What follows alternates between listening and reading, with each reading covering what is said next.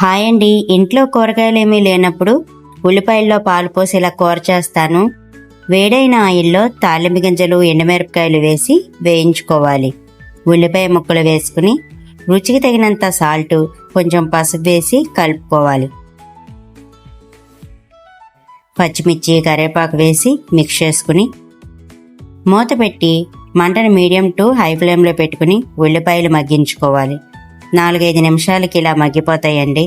ఇప్పుడు కారం వేసుకుని కలుపుకుని 1 గ్లాసు పాలను పోసుకోండి. ఇవి పచ్చిపాలేనండి. కాచిన పాల కన్నా పచ్చిపాలతో కూర చేస్తే కూర రుచి చాలా బాగుంటుందండి.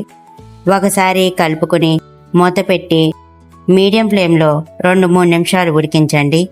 మూత తీసి చూస్తే కూర ఇలా దగ్గరికి వచ్చింది కదండి. ఇప్పుడు స్టవ్ ఆఫ్ చేసేసుకోండి.